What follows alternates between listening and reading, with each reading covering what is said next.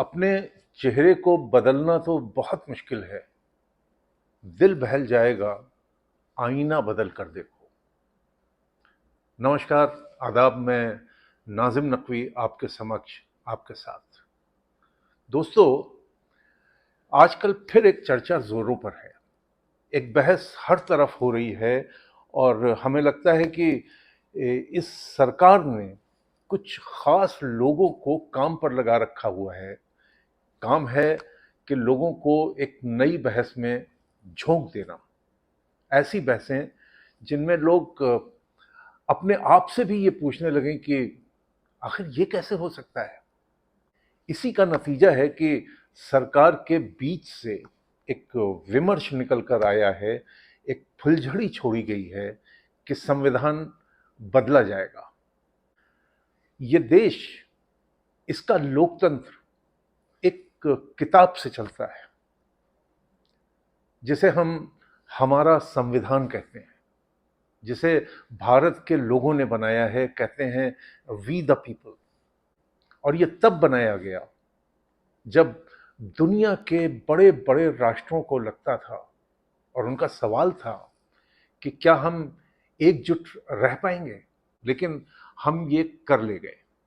हमने तमाम princely states को, हमारा ख्याल है कि 560 या 563 स्टेट्स को जोड़कर पूरे देश को एक साथ खड़ा कर दिया और बाबा साहब भीमराव अंबेडकर की निगरानी में 2 साल से ज्यादा की मेहनतों से एक संविधान बनाया। ये संविधान हमारे देश की वो किताब है जिसे हम अपने लोकतंत्र का आदर्श कह सकते हैं। पिछले 75 वर्षों से हम अपने लोकतंत्र पर जब भी कोई आँच आती है तो इसे देखकर अपना इलाज कर लेते हैं। एक बार 1975 में इमरजेंसी के समय इस पर आँच आई थी, लेकिन हम उस तूफान से भी लड़कर निकल आए और अपने संविधान को बचा लाए। एक बार अटल बिहारी वाजपेयी की सरकार ने यह देखने की कोशिश की कि देखें क्या संविधान के साथ कोई छेड़छाड़ की जा सकती है। उनके समय में एक कमीशन बनाया गया, रिव्यू कमीशन, लेकिन इसके बेसिक स्ट्रक्चर को छुआ नहीं जा सका। लेकिन आज वर्तमान सरकार के संवैधानिक पदों पर बैठे हुए लोग बकौल सरकार के अपनी व्यक्तिगत राय में इस तरह की बात कर रहे हैं। मांग कर रहे हैं कि वक्त का तकाजा भी यही है, हमें अपना संविधान बदलना चाहिए। बीते 14 अगस्त को मोदी जी के लाल किले से संबोधन से एक दिन पहले उनके आर्थिक सलाहकार विवेक देबराय ने मिंट में एक लेख लिखकर भारत को नया संविधान चाहिए की वकालत कर दी। इससे पहले सुप्रीम कोर्ट के चीफ जस्टिस रह चुके रंजन गोगोई ने भी राज्यसभा में अपने इकलौते बयान में इसका इशारा किया। और उससे भी पहले हमारे उपराष्ट्रपति ने भी 1973 की मिसाल को या मिसाल का हवाला देते हुए कहा था कि संसद संविधान में संशोधन कर सकती है, लेकिन इसके बेसिक स्ट्रक्चर में बदलाव नहीं कर सकती।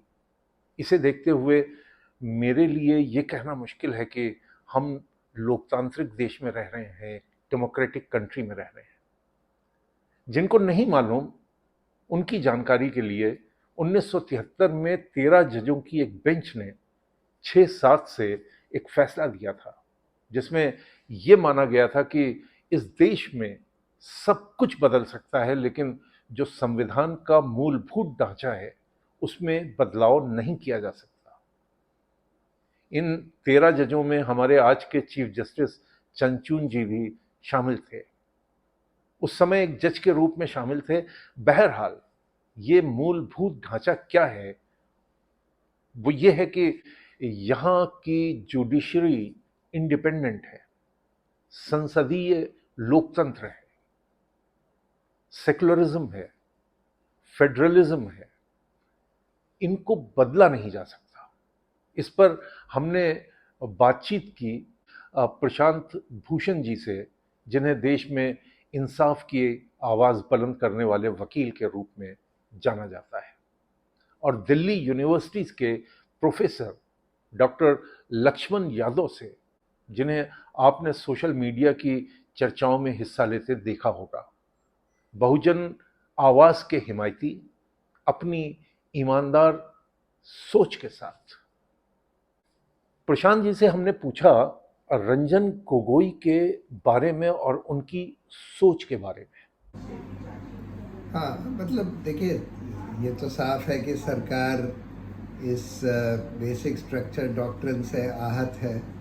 सरकार को ये लगता है कि भाई हम तो कुछ भी बदल दें, चाहे हम इसको डिक्लेयर कर दें हिंदू राष्ट्र, ऐसा होना चाहिए, कोई बेसिक स्ट्रक्चर नहीं होना चाहिए। तो अब गोगोई साहब तो उनके पिट्ठू हैं। गोगोई साहब को तो इन्होंने राज्यसभा भी दिया, गोगोई साहब ने इनको राम मंदिर भी दिया, गोगोई साहब ने इनको रफ़ाइल भी दिया, और उसके बाद गोगोई साहब को फटाफट राज्यसभा में ले आए। तो गोगोई साहब से तो कुछ भी ये लोग कहलवा सकते हैं। और गोगोई साहब के लिए ये बोलना कि बेसिक स्ट्रक्चर डॉक्ट्रिन क्वेश्चनेबल है इतने साल बाद, यानी कि अब तो 50 साल हो गए, 50 साल पहले वो जजमेंट आया था केशवानंद भारती का।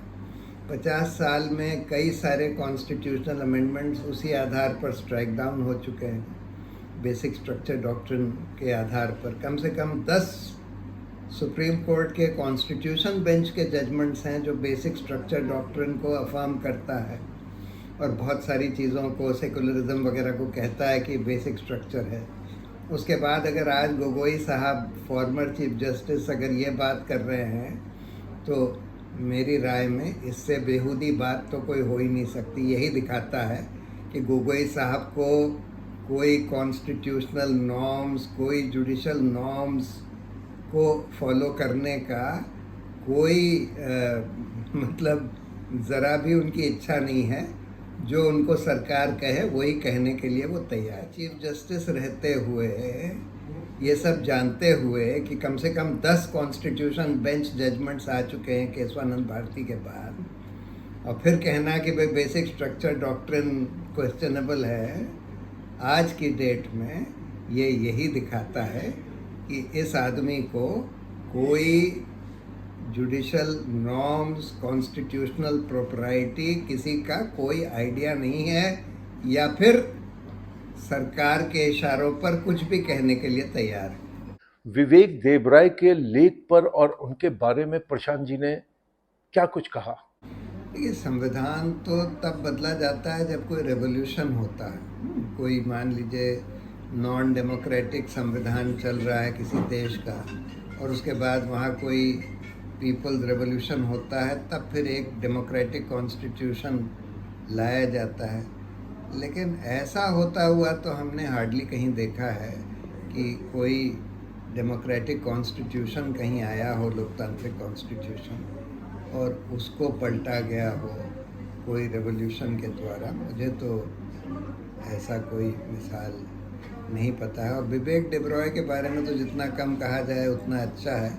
विवेक देबरॉय ने जब अपनी पीएचडी सबमिट करी थी, कहाँ, कैम्ब्रिज में या कहीं, तो कैम्ब्रिज यूनिवर्सिटी ने बोला था, ऑक्सफोर्ड या कैम्ब्रिज कहाँ पर, वो उस यूनिवर्सिटी ने ये बोला था कि ये ऐसी डिसर्टेशन है जिसके बारे में जितना कम कहा जाए उतना अच्छा है, और मैं इनको एडवाइस करूंगा कि आगे भी कोशिश ना करें रिवाइज डिसर्टेशन सबमिट करने के लिए, क्योंकि ये पास किसी हालत में हो नहीं सकते। तो ऐसा आदमी अगर कुछ कह रहा है तो उसका क्या कहा जा सकता है। प्रशांत जी से हमने पूछा वो पॉलिसी मेकर जो हमारे नीति निर्माता हैं, उन्हें क्या एडवाइस देना चाहेंगे? मैं उनको यही सलाह दूंगा कि आप जाकर पहले ये केशवानंद भारती का जजमेंट पढ़िए, और उसके बाद जो इतने सारे जजमेंट्स आए हैं, पहले मिसेस गांधी का इलेक्शन को कायम रखने के लिए 39 कॉन्स्टिट्यूशनल अमेंडमेंट लाया गया, उसको सुप्रीम कोर्ट ने स्ट्राइक डाउन किया। ये जुडिशल अपॉइंटमेंट्स कमीशन का कॉन्स्टिट्यूशन अमेंडमेंट लाया गया, उसको सुप्रीम कोर्ट ने स्ट्राइक डाउन किया। बहुत सारे ऐसे अमेंडमेंट स्ट्राइक डाउन हो चुके हैं, और सिर्फ स्ट्राइक डाउन ही नहीं हुए हैं, बेसिक स्ट्रक्चर के आधार पर कई संविधान पीठ ने सुप्रीम कोर्ट के कई जजमेंट्स दिए हैं जिसमें उन्होंने ले डाउन किया है कि भाई ये है बेसिक स्ट्रक्चर, ये है बेसिक स्ट्रक्चर। कोई जना उसको अगर डिस्प्यूट करना चाहे तो उस पर बहस कर सकता है। मेरी राय में इसमें आज के दिन कोई बहस हो नहीं सकती। कोई ये कैसे बहस कर सकता है कि भाई हम ये चाहते हैं कि इस देश में लोकतंत्र खत्म हो जाए, या हम ये चाहते हैं कि इस देश में बराबरी खत्म हो जाए, या हम ये चाहते हैं कि इस देश में सेकुलरिज्म खत्म हो जाए। किस आधार पर ये बहस चल सकती है? मतलब कोई बिल्कुल असभ्य समाज हो, कोई असभ्य आदमी हो, वही बहस ये कर सकता है मेरी राय में, और तो कोई सिविलाइज बहस इस पर हो नहीं सकती। Thank you so much.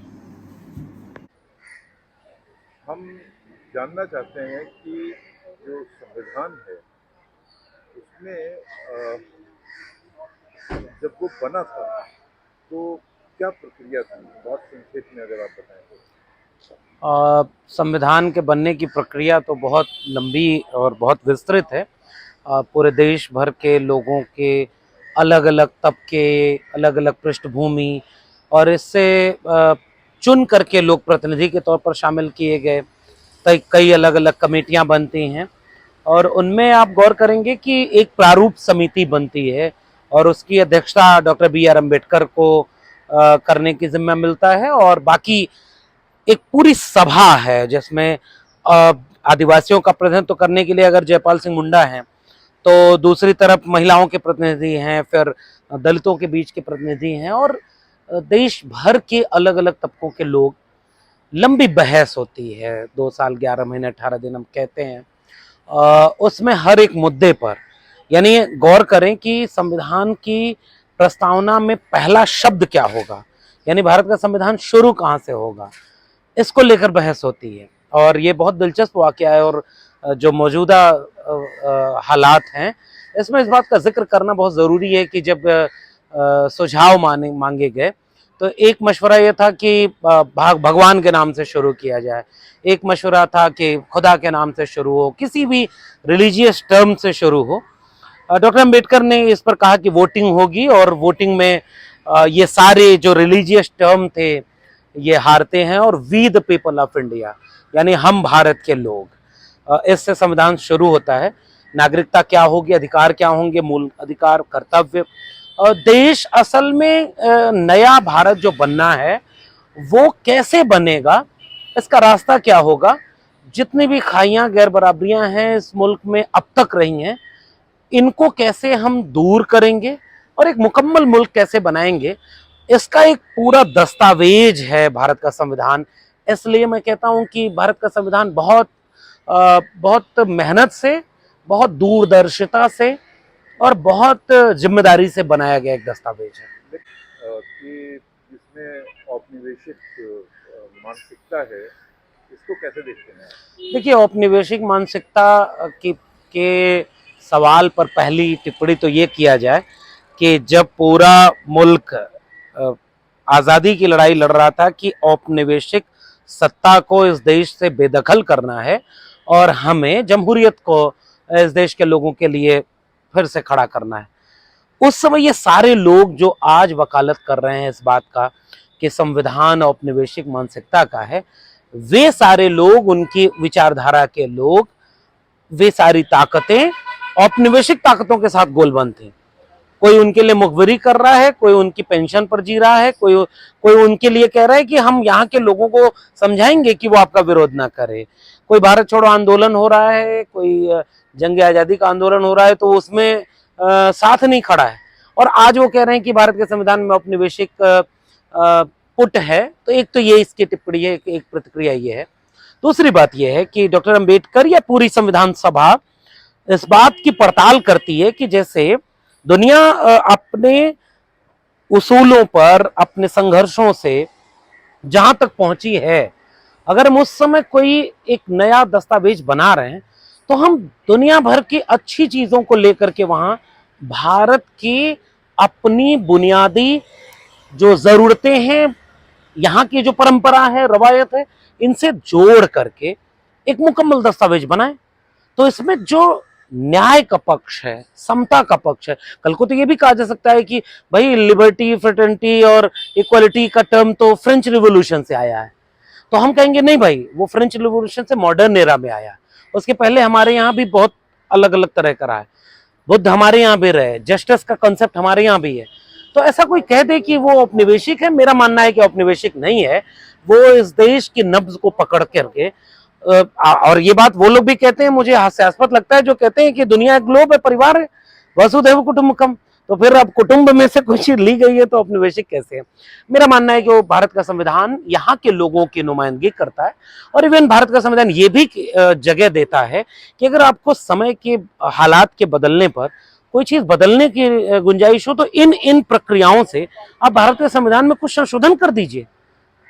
आप ये संविधान इतना लचीला है, इतना विस्तृत है, सबको अधिकार देता है, कर्तव्य बताता है, सबकी जगह सुनिश्चित करता है। इसलिए ये टिप्पणी उथली है। मैं इस पर ये हास्यास्पद मैं इसको मानता हूँ जी। ये जो नया भारत बनाने की बात जब 1947 में हुई थी, उसी के साथ साथ 2014 में भी नया भारत बनाने की कोशिश हुई या कोशिश की जा रही है। तो संविधान क्यों नहीं है? अब बिल्कुल ठीक बात है कि इतिहास में हम अगर अपने देश के इतिहास को पढ़ेंगे पढ़ाएंगे और वाकई जो वास्तविक इतिहास है उसे पढ़ेंगे पढ़ाएंगे तो हम ये कहेंगे कि औपनिवेशिक सत्ता से गुलामी जो थी उससे आज़ादी 1947 में मिल गई।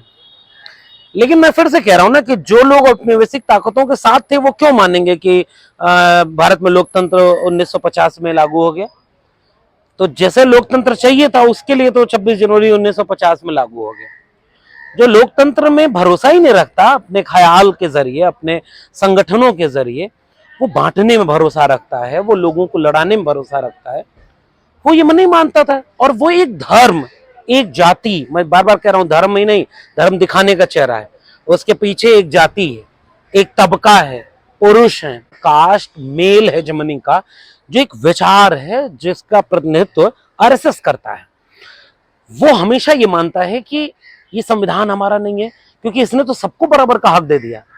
इसने सबको बराबर की एक ही सफ में खड़े हो गए, महमूदो अयाज, न कोई बंदा रहा न कोई बंदा नवाज।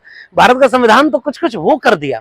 और उनकी फितरत थी कि नहीं भाई, कोई बड़ा होगा बाकी सब छोटे होंगे। आरएसएस के मतलब आरएसएस उसका प्रतिनिधित्व करता है बाद के दिनों में 1925 से। उसके पहले भी ऐसे विचार और ख्याल के लोग रहे। वो भारत के संविधान को नहीं पसंद करेंगे। उनको भारत का संविधान इस बात में खराब लगेगा कि हम तो जिसको पानी नहीं पीने दिए, जिसको साथ में बैठने नहीं दिए, उसको संविधान कह रहा है कि तुम्हारे वोट की भी एक कीमत, मेरे वोट की भी एक कीमत। इसके वोट से भी प्रधानमंत्री चुना जाएगा, सरकार बनेगी, इससे भी बनेगी।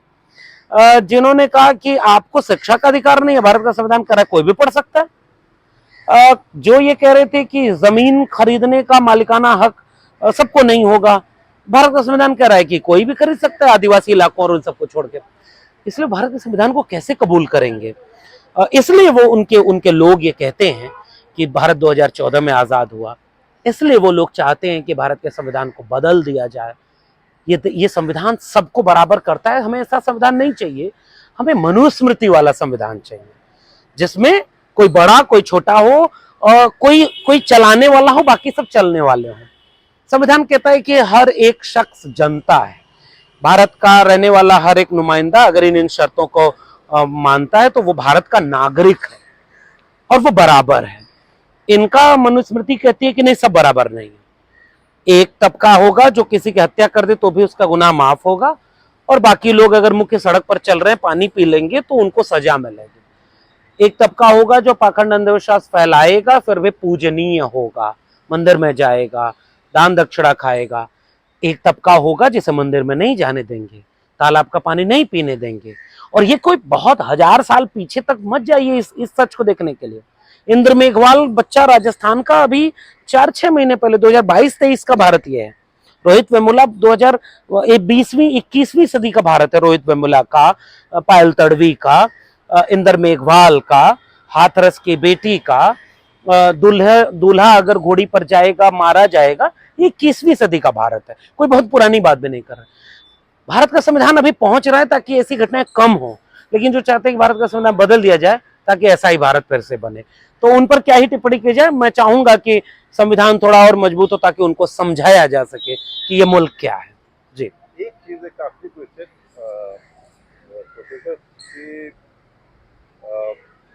अगर आपको यूं कहा जाए कि आप डेविल्स एडवोकेट बने, तो इसके पक्ष में क्या बोलोगे? कौन सा एडवोकेट बने? Devil's advocate. अच्छा, उनके पक्ष में खड़े हों।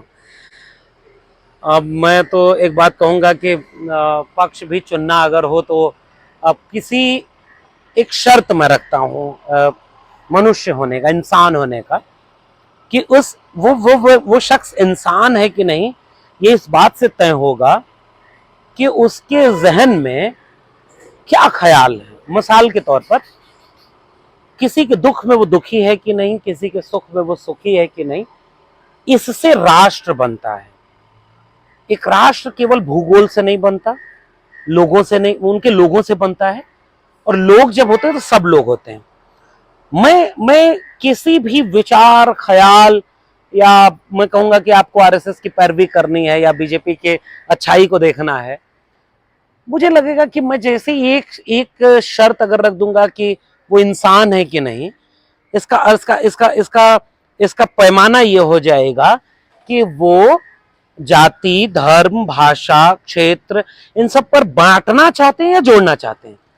तो जो बांटना चाहेगा उसकी एडवोकेसी मैं कर ही नहीं सकता, क्योंकि मैं भारत के संविधान को जीने की कोशिश करता हूं। मैं बुद्ध से लेकर के कबीर, रैदास, पलटू दादू भीखा, बुल्ले शाह, बाबा फरीद को पढ़ता हूं, जीता हूं। मेरे इतिहास के सिलेबस से लेकर के, मेरे स्कूल, कॉलेज, विश्वविद्यालय से लेकर मेरे मेरे परिवार में मुझे ये तहजीब दी गई कि बी ए ह्यूमन बीइंग, इंसान बने।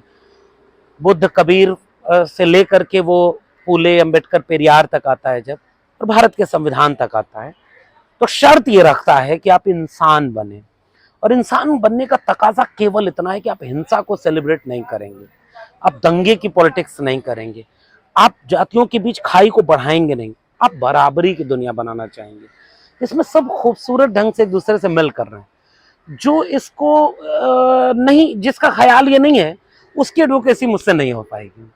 शुक्रिया। तो दोस्तों, ये थी हमारी बातचीत संविधान के ऊपर मंडरा रहे खतरों के बारे में। हम वी द पीपल के पास इस किताब के अलावा कुछ नहीं है जो हमारी ढाल बन सके। आपको हमारी बातचीत कैसी लगी, कमेंट बॉक्स में हमें बताइएगा, लाइक कीजिएगा और सब्सक्राइब ज़रूर कीजिएगा, हौसला मिलता है। एक नए वीडियो के साथ फिर मिलेंगे। आदाब, नमस्कार।